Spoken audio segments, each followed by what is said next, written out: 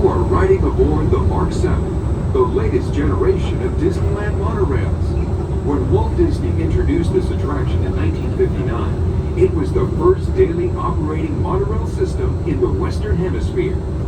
Just ahead is Disney California Adventure, where you'll find Disney stories told in unique and exciting new ways.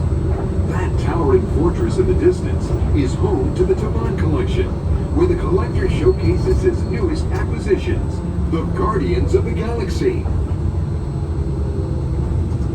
We're now passing Grizzly Peak, land of scenic wonders, where you can experience the beauty and exhilaration of free flight in Soarin'. Coming into view is Disney's Grand Californian Hotel and Spa.